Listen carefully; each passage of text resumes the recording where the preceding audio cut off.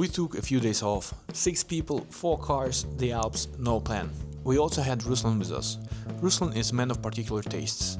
He runs a beer company, which isn't the biggest issue, but he drives a BMW. We tried to be supportive, but when we asked ChatGPT to cut off one of the odd cars from the photo, the AI got a little specific.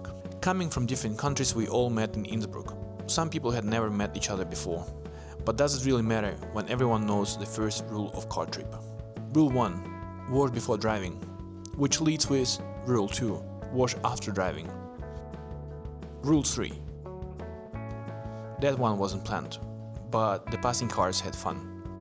People think that in order to open the business you need to be very creative, but 3 of us, these 2 guys, aren't, and the smartest stuff we could have imagined, we just opened a coffee shop. With Andreas being the most experienced part of the team, he figured out that if he sells cookie together with coffee, it might be a good business. Well, he was right, but that's the maximum creativity. We started the same type of business in the same industry, and the same happened with our cars. We didn't arrange it, we didn't agree, but what happened and what turned out is that we all bought Porsche 911, which is the simplest choice, and even 2 of us got the same Porsche colors. So guys, I suppose you could be very creative and imaginative, and you might open some interesting businesses like a bee farm for your home so you get the fresh honey, but probably for us, being really dumb saved us from making dumb decisions in opening the business, and we just went to the one that works. After making sure the cars were clean enough, we woke up to an incredible view and were ready for day 2. Day 2, we were just driving. The roads were mostly empty. In the Alps that means that you can actually feel what the car is capable of. 911 turns out to be one of the most popular cars up here.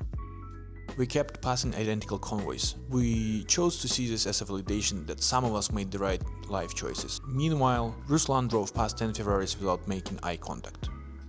Very professional. Finally, reaching an Italian restaurant, we asked for hot water and made our own coffee at the bonnet.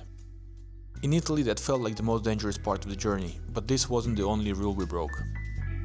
We found a farm, road to which was closed. Sign said permits only. We decided Porsches were above permits. The farm was closed, but it did lead us to a beautiful village. Unlucky with cows, we were very lucky to find paddle courts. We parked our nice cars and the BMW and decided to warm up with push-ups. But Pasha didn't plan to stop. Since that moment we weren't sure Pasha was fully human. The robot dancing later that evening confirmed it. Probably a new generation of humanoids. We played against Andreas. Andreas is Argentinian. He played padel before most of us learned to walk, and thanks to Roma, who played on Andreas' team and helped us more than he helped Andreas, Ruslan and I won.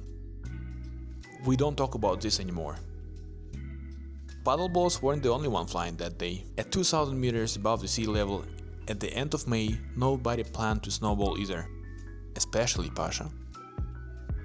In trips like this, my inner child feels incredibly happy and proud. I started my business because I wanted freedom to go where I want, with who I want, when I want, and somewhere on day 3 I realized that's exactly what this was. The right people making everything different.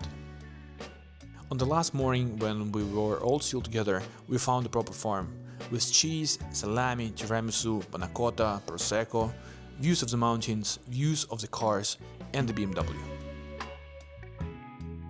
I've been thinking that a midlife crisis is about motorbikes. Now I'm pretty sure it's about farming. Andreas stayed in the Alps while the rest of us drove to Lake Garda. First time the group felt smaller. New views, new landscapes, much more people, much less fun driving. There is still one guy who stayed mostly behind the camera, Diaz, or how we call him on the trip, Days. He also wanted to be in the video, so we held an audition. Write in comments if you want to see more of his dances in the next video. 4 days, 6 people, over 2,000 kilometers, amazing view, terrible sleep, and the one BMW. Thank you for watching, see you in the next video, maybe not as beautiful but way more informative. Appreciate your likes and comments.